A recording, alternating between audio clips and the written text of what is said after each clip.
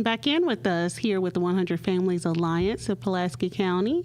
And as I stated before, we are with Mr. Adrian Sanders.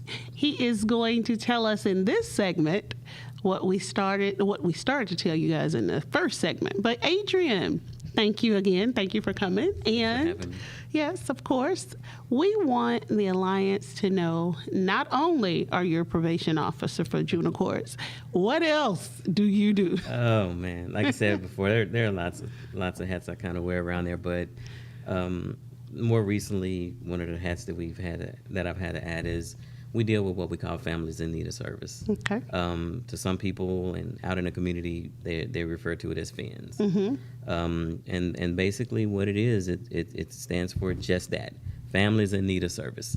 This is an opportunity for families who may be having trouble with their youth to get in touch with juvenile court or juvenile court personnel to let us know what the issues are. And, you know, there are many ways that people can get involved with court, but we have a way where we can try to assist a family without them having any court involvement, but still having access to court resources.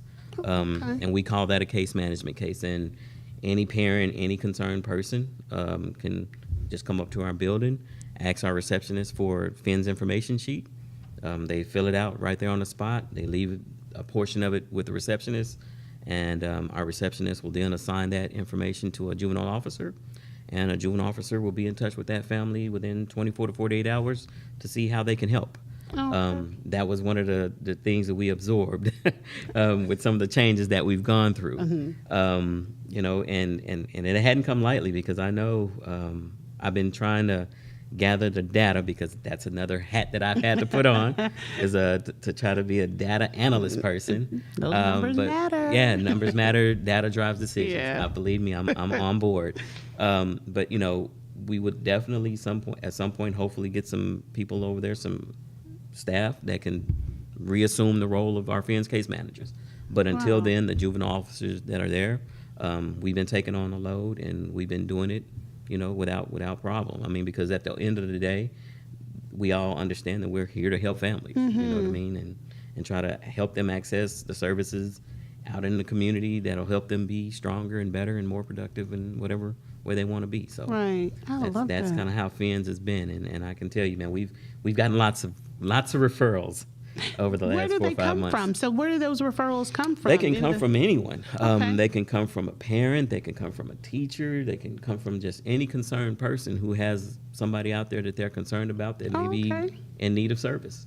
And that's why I say family in need of service. So the service doesn't just have to. That's exactly what it is. So if someone says, hey, you know, my nephew is acting, you know, he's really acting out, or my niece is acting out, and I think they need some help. Let me call juvenile court.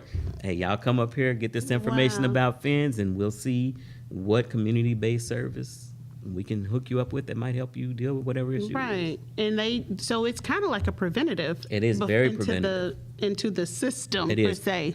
But there, like I said, there are other avenues. That's just one way. That's a case. We call that case management. That's because there is no court involvement. And ultimately, that's what we try to avoid. We try to help them without them being involved in court, because court comes with some expenses. It comes with time, you know, this, that, and the other. But then there are those cases in which the parents or the concerned person can say, well, I want to actually file a petition.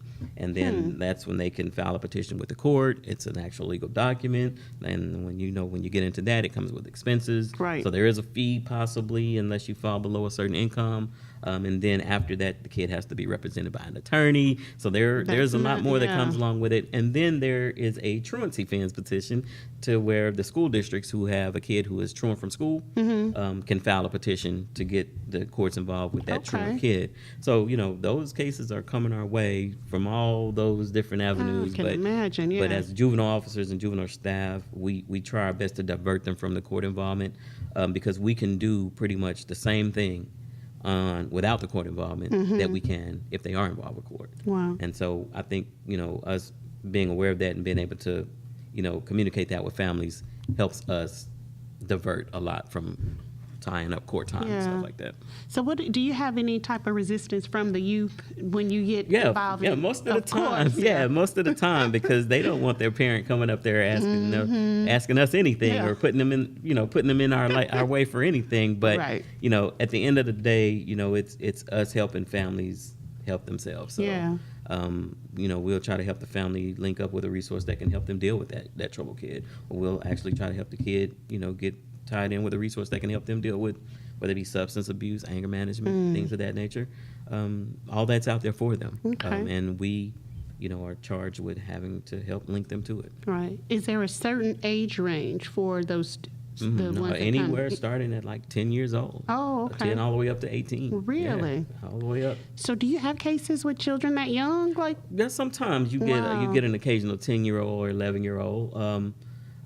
It ain't like the days of old. You can't just say, take your belt off. You know what I mean? Yeah. We got to try to figure out what's going on first. Yeah. And try to get them involved with stuff. But you get some young ones, but that's not common that we see them that young. And do you guys, I know, so you partner with like DHS and some DCFS cases and stuff like that? We get everything. Yeah. We work with everything and everyone.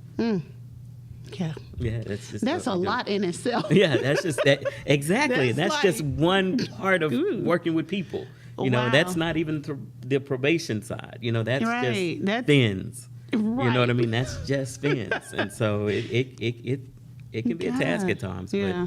But like I said, we're all there to do what we have to do to help people. So we suck it up and we deal with it. So what would you say a typical, now this is just fins, what would be a caseload for a case manager with fins cases? Well, if you were to look at today's numbers, they probably would be running about 40 families.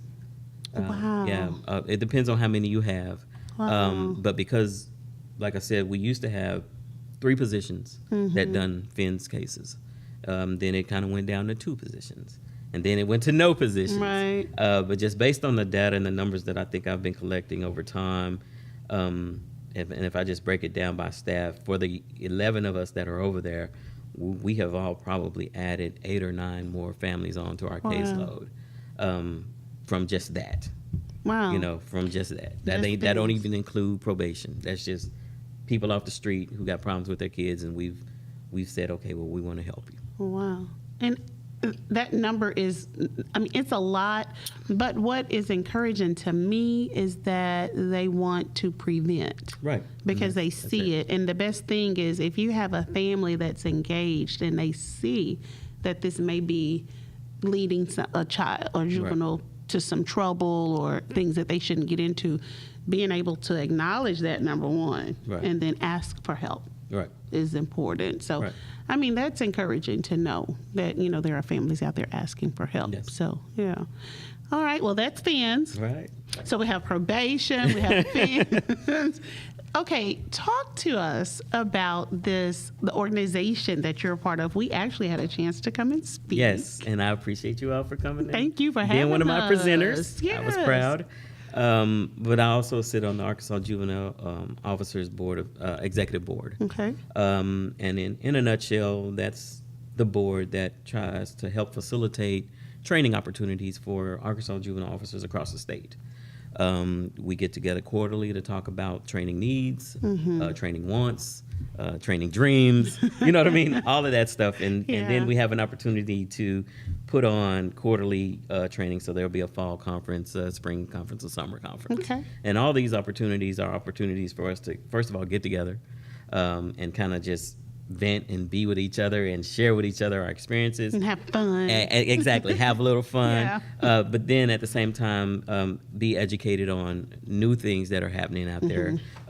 Be refreshed on old things that are happening out there and kind of meshing it all together so that we can, first of all, get our training hours and be aware of what's out there for us to use to help families. Because across the state, I think, we are pushing to a way of being one family. One juvenile family, and I know if any of my board members were here, they would know that that's how I roll. You know what I mean? It's Are you not family oriented, man? Yeah, especially when it comes to this juvenile justice stuff. Yeah.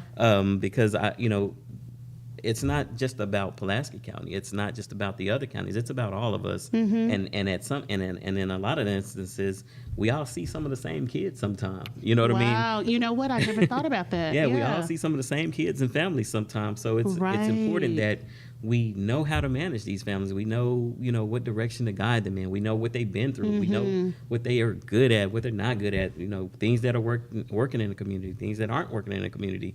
And the conferences that we put on with the AJOA give us an opportunity to explore all of those things. So that in itself helps us be a better juvenile justice community. It helps us communicate with the powers that be, wants and needs, and also learn from people who may be doing things different than we are that may be working for them. I love that. The agency is family oriented. The families have to be family. Right. So the whole, hence the title, family engagement in the juvenile system. It's like everything centers around family engagement and involvement. So I know it's a hard job. It's a tough job. I commend you for the work that you do and your team that you guys are over there doing over on Roosevelt. Y'all are doing an amazing job. And I just want to thank you for coming.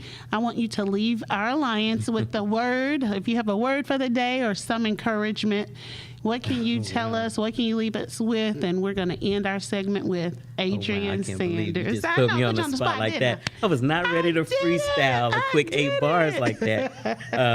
But I do believe that, and I'll just be real simple. It's like I think together, working together, collaborating together, we can accomplish the goal of helping families help themselves. I love it. That was perfect. See, look at you. Thank you guys for tuning in. We'll see you next time.